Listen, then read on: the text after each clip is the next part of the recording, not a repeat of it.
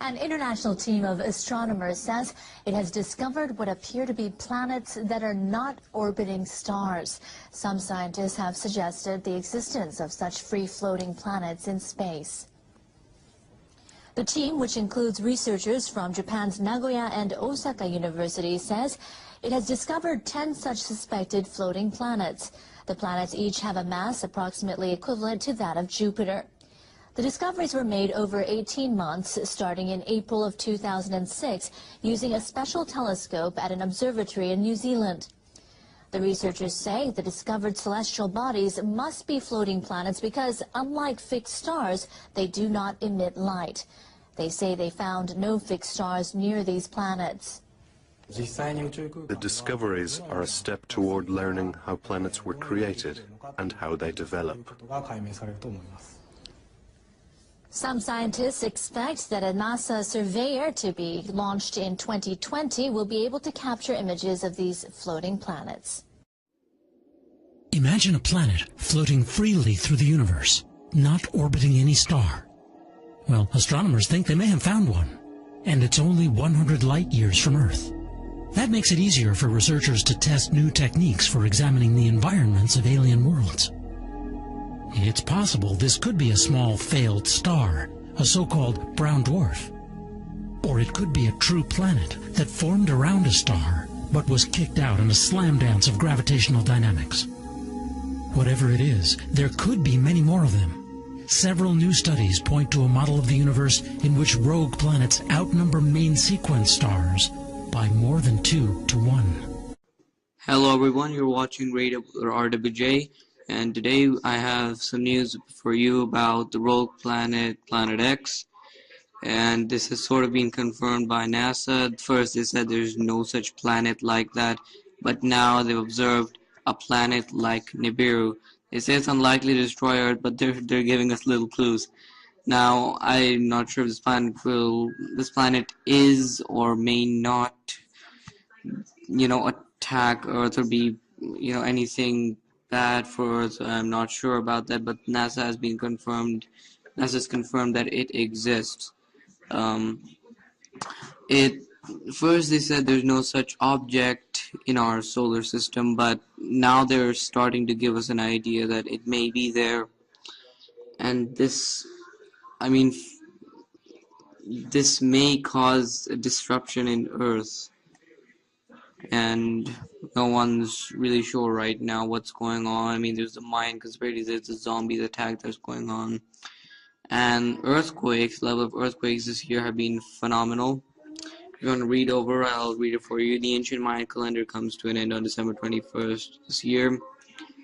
Mayans, yes, intelligent people, but I don't think that's the main reason why the world will end, just because their calendar ends. But 2012 has been a really, really crazy year. We've seen earthquakes magnitude 9.0, maybe above. And if you have the earthquake app, you can get that for Windows and even iOS. You can see the amount of 6 and 5.6 earthquakes on the Richter scale that are happening these days. It's every single day you have one or another 6 or 5.6 earthquake, and the amount of stuff that's happened. And there's an asteroid DA14 is going to come really close to our solar, that's going to come really close to Earth, and the scientists are saying it's not going to impact, but no one knows yet what's going to happen. I guess we just have to wait December 21st, 2012, because right now, not much. Lots has happened. You can't say nothing has happened this year. This is a really big global change. You can't say what is happening this year is a normal change. This is a global catastrophe. I don't want to sound like one of those really weird people saying, oh, the world's gonna end and stuff like that, but well, the facts are there, so I'm just giving it to the people, showing them what's happening in today's world. So yeah, so this has been a little video about telling you about that NASA has confirmed planet like Nibiru or Planet X, whichever you may. First they said it didn't exist, now they're saying it exists, but they're saying it will not harm planet Earth. But let's just see what happens. I know it seems like a really weird thing to just sit and die, but not do anything. I'm not gonna tell anyone to prepare. If you want to prepare, you could. I'm not stopping you from preparing. I'm not telling you to prepare. I thank you. We want to present to you some rather compelling evidence that would substantiate the belief that the Earth is now in the midst of an erratic wobble, which in turn is contributing to the extreme Earth and climate changes that are having such a profound effect upon our planet at this time. We often get numerous comments from viewers and occasionally from our subscribers that Earth and climate changes are just part of the natural process of a world that is continuously changing. And this has been true in some respects throughout our existence. But what we are now experiencing across the globe in the way of extreme weather events and also catastrophic Earth changes, they go beyond the scope of natural occurrences. They are becoming unprecedented in nature. In one of our recent videos, we presented an article from National Geographic, which indicates that scientists now believe that climate change is causing the poles to shift at an accelerated rate. But if you really take the time to analyze the data and study the facts, wouldn't it make more sense to conclude that it is actually the shifting poles that are causing the sudden change in the world's climate? You might ask, how is that so? And so we would ask to you, go back and look at the history of the world. There has in fact been a number of pole shifts throughout the existence of this planet. And just because the world is now inhabited by humans who are living in a modern technological age, well, this doesn't mean that a major pole shift is outside the realm of possibility in our lifetimes. It is, however, conceivable that we are now in the initial stage of the pole shift that Edgar Cayce envisioned, and that which Albert Einstein had acknowledged would occur. So we can speculate as to why we are witnessing these sudden changes on our planet, and what might be causing these changes, but the facts do speak for themselves as to exactly what is happening at this time. Some of you keep insisting that we show irrefutable evidence that the Earth is being turned upside down, and that a rogue planet in our solar system is responsible for the Earth shifting on its axis, which is a belief now held by the Inuit elders who have observed the skies and the sun for a generation. Then there are others of you who claim that we have been saying for the last 15 years that Planet X would be coming. Well, all we can tell you is that we have been waiting for 3,600 years for its return. A planet which is 5 times the size of Earth, that moves in a retrograde orbit. This isn't going to be the type of planet that travels at a rapid pace across our solar system. Then again, if the planet were visible to the naked eye, would you then believe? We will tell you this, that the world is beginning to see a period of great tribulation, and the arrival of Planet X may come much sooner than any of us would have imagined. Now, we are not trying to be fear-mongers or alarmists. There are already too many of them out there. We are just trying to present common sense evidence to the public. So here are some of the things we know for sure. Earth changes are increasing dramatically worldwide. In fact, since 2012, earthquake and volcanic activity has risen on a phenomenal level. Volcanoes are approaching 40 eruptions per day. That's right. Hard to believe, but true. Earthquakes in the Ring of Fire are more frequent and are occurring in unusual areas where people are not accustomed to them. So first off, let's examine the details of the unprecedented earthquakes happening in 2016.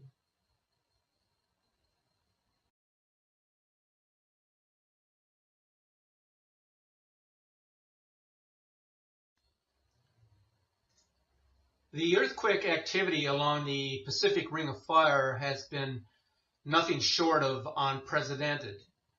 From coast to coast, there have been a surge of activity that earthquake researchers are taking note of at this time. On February the 16th of 2016, a report from stuff.co.nz reported a 6.0 magnitude earthquake, which was felt as far south as Dunedin. Now, coincidentally, this earthquake was shown as a magnitude 5.9 on the EMSC website, which would be different from what was shown on the GeoNet site.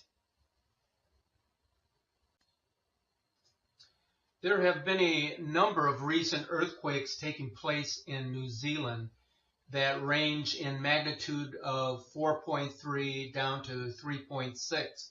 And then, of course, the 6.0 that was just recently recorded. But of all the earthquakes 3.0 or greater that were shallow in depth, this is a spike in activity that is more dangerous because the tremors are happening near the surface. The earthquake activity that has been recorded on the RSOE website is from the last 2 days alone, which is also very alarming. With the Alpine Fault overdue for a major quake and the amount of activity taking place at the moment, we feel it is wise for New Zealanders to be ready. We should also note that California is continuing to experience tremors with some rare earthquakes recently, along with several smaller earthquakes all taking place within the last few days. Now, moving down to South America, there has been a spike in earthquake activity in the past 24 hours, measuring in the magnitude of 4.8 down to 3.6. Now, this is a signal for pressure building up along these plates, and that pressure has to release at some point in time.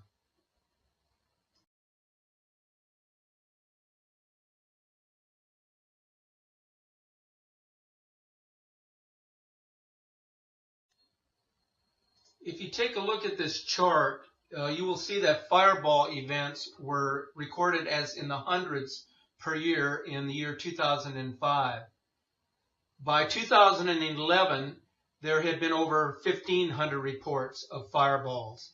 And since that time, it has dramatically increased to where in the year 2015, there were over 9,000 reports of fireballs. Now, it's interesting to note that the frequency of fireballs has increased by 120% between the years 2013 and 2014, and has risen another 20% between the years 2014 and 2015. Now, this is a significant increase, and it should be generating a lot of attention, but if it is, then it's being done very quietly behind closed doors.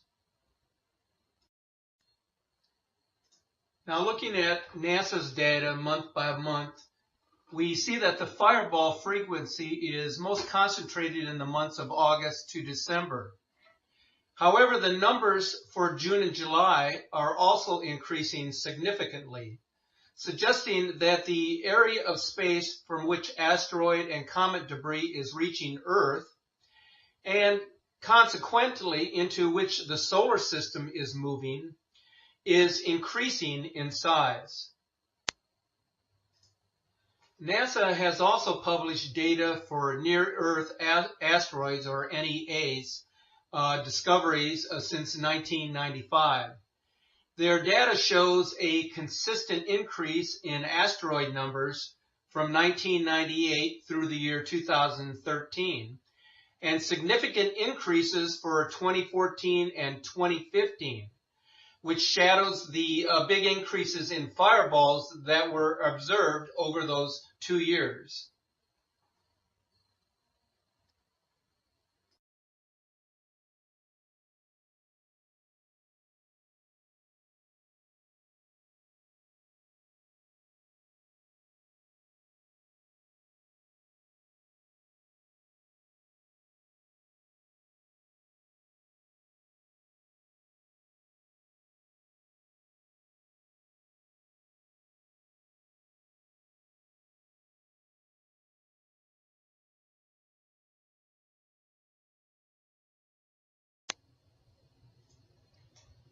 Now this chart shows NASA's identification of fireballs since October of 2013. Note that the vast majority of fireballs are classified as sporadics. In other words, they are not identified with any known meteor shower. Now they may occur during the same time period as a named meteor shower, but they travel in different directions and occur in different parts of the sky. So what's happening in our solar system? It appears that one of a couple of things is happening. The solar system is moving into an area of space where it is encountering a higher density of rocks and asteroids, along with the debris trails of some comets. Or something such as Nemesis is approaching the inner solar system and perturbing comets and asteroids from the Kuiper belt and or the Oort cloud. Now, the two scenarios are not exclusive, but the first scenario could also be triggered by the second. The Nemesis hypothesis proposes that the Sun has a companion star, a brown or red dwarf, in a highly elliptical orbit that periodically disturbs comets and asteroids in the Oort cloud, causing a large increase in the number of comets visiting the inner solar system and a consequential increase in impact events on Earth. Now, we're being told that the Nemesis twin sun has yet to be detected by NASA's Wide Field Infrared Survey Explorer telescope. But WISE has discovered several brown dwarfs in neighboring star systems. So, what exactly is happening in 2016? Well, as you will see by this chart, the fireballs continue to significantly increase.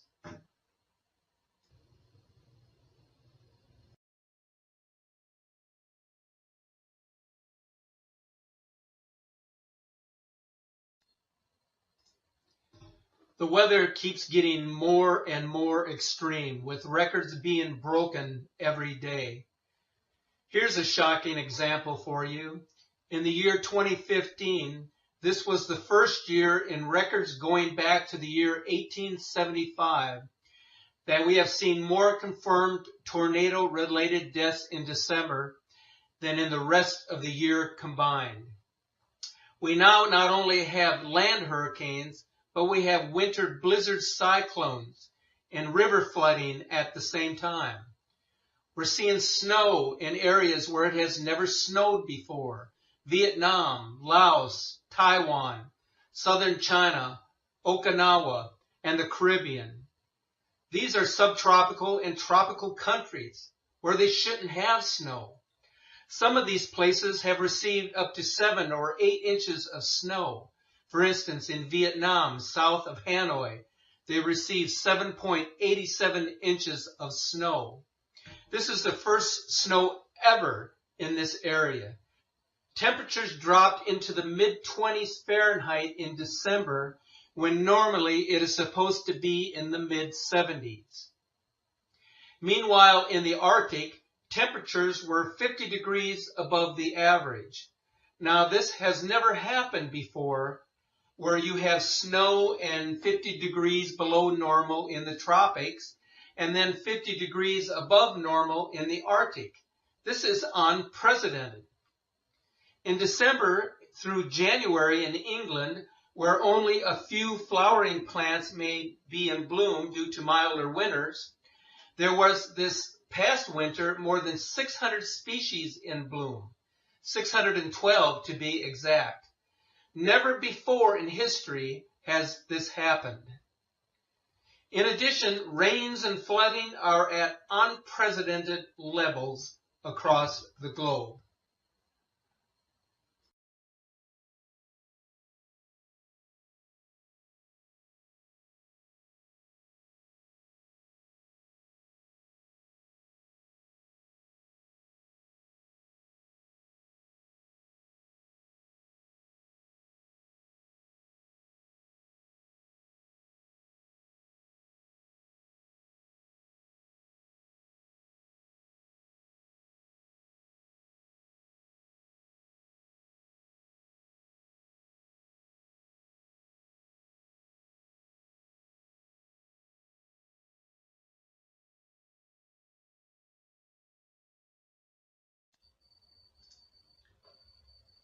So one can argue that there is certainly evidence of the Planet X effect upon the entire Earth, causing it to wobble, which in turn causes seismic and volcanic activity, as well as extreme weather.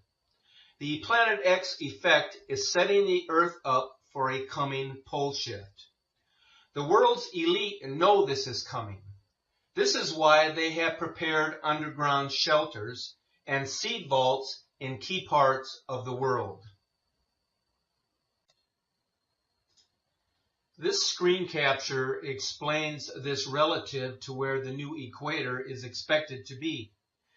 The hypothesis of a major pole shift is the belief that during the shift, the North Pole and the Arctic Circle will be pushed considerably to the south, thus causing the southern hemisphere and Antarctica to be pushed further north above the line of the equator.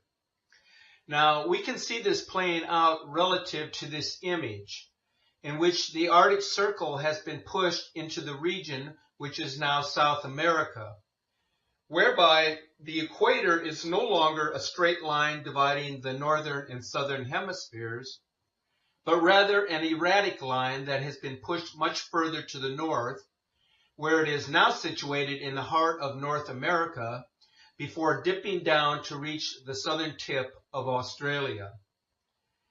At the same time, Antarctica and the South Pole has been pushed up to where it is now situated in the region of China and Russia. So this is an interesting scenario and one worth considering when preparing for safe locations around the world. We are now in the preliminary stages of Earth's axis shift. The evidence of this can be seen in this photo taken after the earthquake, in which Kyushu Island in southern Japan was devastated. The drone footage you are about to see is absolutely astonishing. While watching this, it is difficult to believe the extent of the devastation that has taken place on Japan's southern island. In late April, a magnitude 6.5 earthquake was quickly followed by a magnitude 7.3 earthquake just 28 hours later. Those earthquakes made headlines all over the globe. But why was there such tremendous damage? Well, it turns out that those two major quakes worked in conjunction with more than 600 smaller quakes to cause historic devastation all across Kyushu. As you are about to see, giant fissures have opened up in the ground right along a fault line that runs directly across Japan's southern island. And this has a lot of people extremely alarmed. Once a major disaster falls out of the news, the rest of the world tends to forget about it. But for those on Kyushu, this crisis is far from over. Authorities are still scrambling to rescue those that have been stranded by the recent earthquakes. And at this point, it is a race against time. What is to happen during the coming polar shift could be best explained in a profound interview with Stuart Best, who is a documentary video producer, author, and publisher. As you listen to this 13-minute interview, you will be overwhelmed by his expertise regarding the coming pole shift, accompanied by a series of megaquakes and the days of darkness brought on by the arrival of Planet X. We have the North Pole and the South Pole. Mm-hmm. And we've always known it that way. North Pole's north, South Pole's south. And so it is. But it may not have been that way forever, and there is significant scientific evidence, perhaps even conclusive, that there have been prior polar shifts. In other words, where north goes south and south goes north, right? That's right. Now, absolutely. Now, how many times in our Earth's history do we think this has occurred? Well, it depends on the experts you look at, but from what we can gather, probably 7 to 8 times. They're just, I think partially they're guessing because of records, but it has happened a considerable number of times. From a biblical perspective, there is at least probably 2. I believe there was one before the creation of Adam and Eve, mm-hmm. that you'll find in Genesis. And then it appears as though when the time of Noah's flood came, that also may have incorporated at least a partial polar shift, if not a total one. And then a very interesting event occurred in the days of Peleg, which occurred maybe 250 to 300 years after the flood, in which it says the earth was divided, and that would have been a gigantic earthquake, which, according to the ancient records, set up the nations as we know them today. The continents? Did it actually change continental formations? I mean, all right, well, let's get down to it. What do we think occurs? Oh, God, so many questions. First of all, how quick would a polar reversal occur? Well, the actual polar reversal, from what we can gain from the scriptures and from other documents, ancient documents, it occurs very rapidly, usually within a one-day period. So it occurs, when it finally goes, it goes extremely rapidly. A one-day period? Yes. And in one day, the North Pole goes to roughly the South Pole or some new location, and South goes to North? Yes. Okay, if that were to occur, what is our best guess about what would happen? Total destruction, basically. It would depend on where you were on the Earth's surface at the time the shift occurred, the direction of the shift. Let's say I'm in Nevada. I would think from the prophecies you'd be in a lot of trouble. Well, what do you mean? I think everybody in the United States of America is going to be in a lot of trouble. Because a shift... Define trouble. Destruction. You mean dead?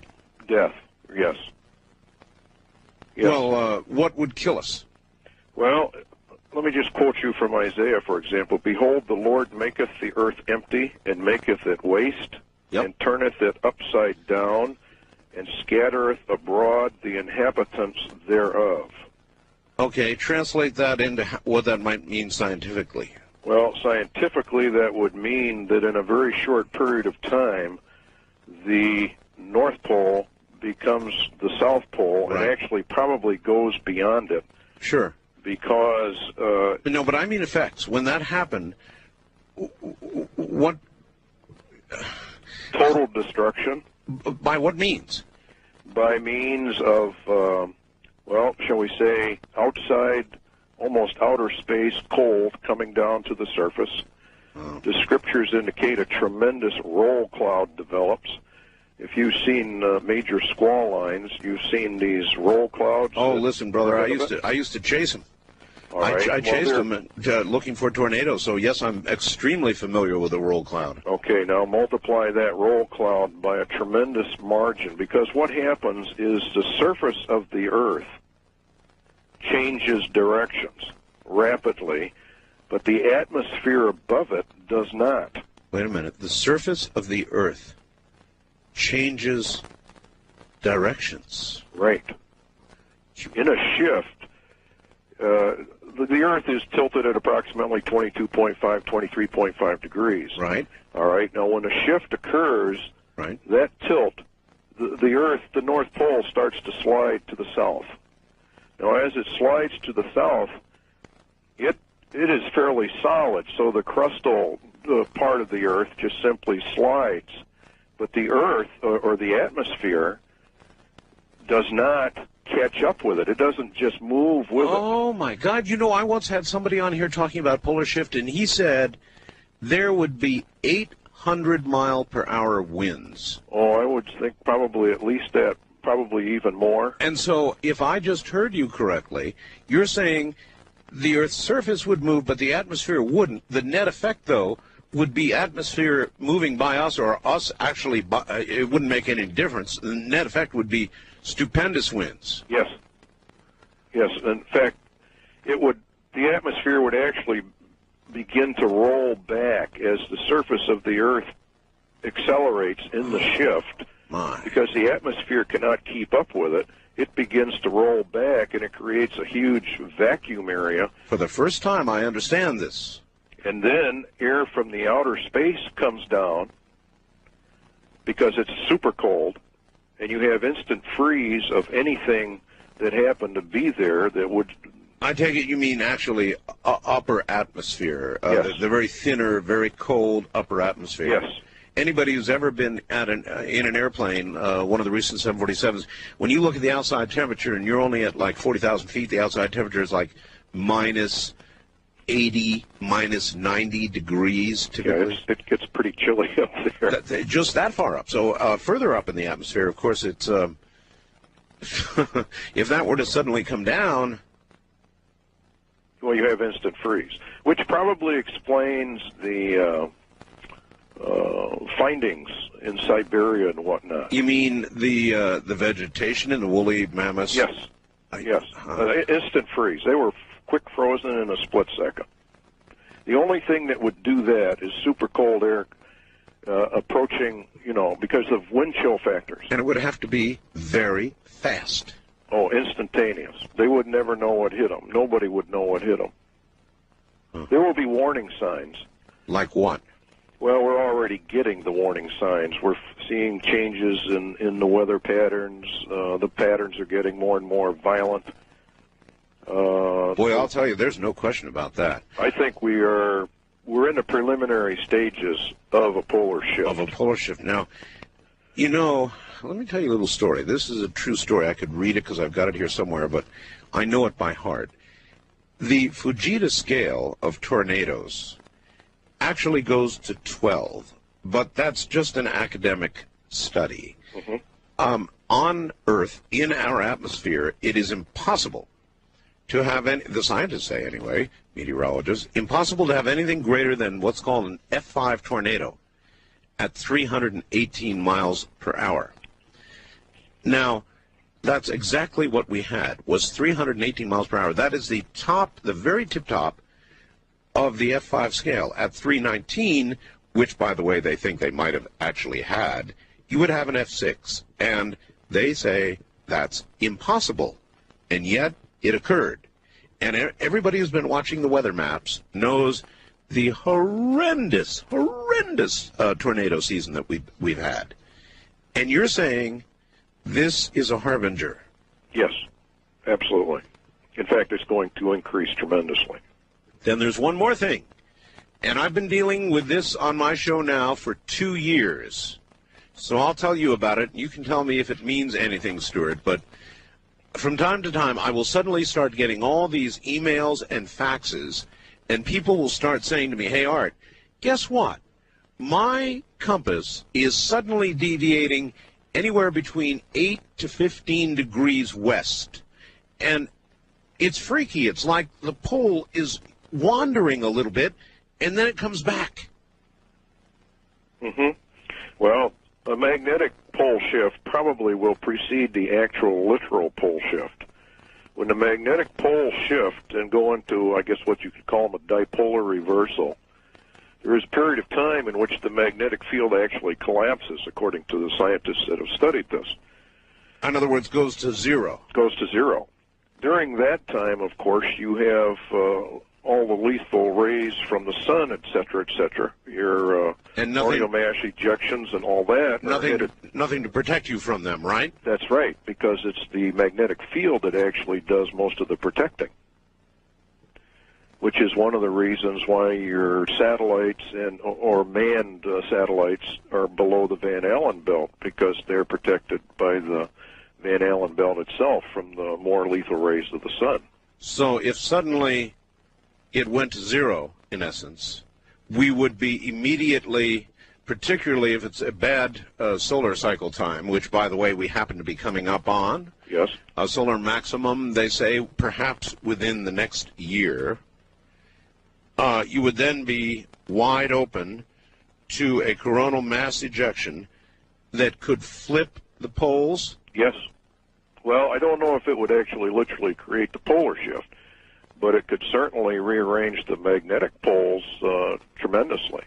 And there are some scientists that have done some research on this, and they claim that when the poles go to zero, that it has tremendous effects upon the Earth, great shaking of the Earth, and then it reorientates itself, and the North Pole becomes the South Pole, et cetera, et cetera. Stuart, I have a fellow I interview from time to time named Major Ed Dames from SciTech, which is a remote viewing organization. He has remote viewed something that he calls a kill shot from the sun, and it sounds an awful lot like what you're talking about. Could well be. There's no question that the sun is involved in this, because the time of the polar shift, according to the scriptures, and the time of a solar nova are the same. The Bible indicates in the Old Testament that the moon will give off the light of the sun, and the sun will give off 7 times the light it has now.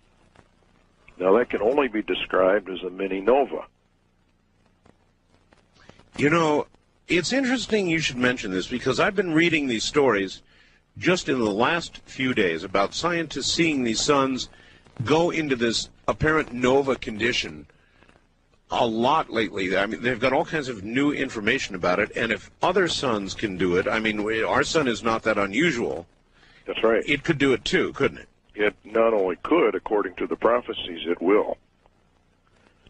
And actually, the way the Lord worded it, he said the heavens will be shaken, and the powers of the heavens will be shaken. In other words, things sort of go off from their normal course. The book of Enoch says the moon shall change its laws and not be seen for its proper period. Would anybody on Earth live through such an event? Yes, there are survivors. According to the scriptures, there are survivors. Well, not many. How about scientifically? I don't in any way put down the scriptures, and I realize you're coming at this from a Christian perspective, which is fine. But scientifically, if what you suggest occurred, how would anybody live? I think, again, it would depend on your location upon the planet in relationship to the spin of the polar shift itself. In other words, if you were in an area where you were sort of in the pivot area, probably not a whole lot would happen to you. But those on the outside of the shift, you see, would have tremendous damage. Oh, I absolutely do see. In other words, inside you would hardly feel the motion. Outside, you'd be thrown from here to Kalamazoo. Yes. So there you have it, folks. It's time to see the real evidence of what is truly happening in our world. The next couple of years could very well be the beginning of the Great Tribulation that so many scholars and theologians have spoken of. Take this time to ponder and study what has been presented to you in this video. And as always, you are encouraged to view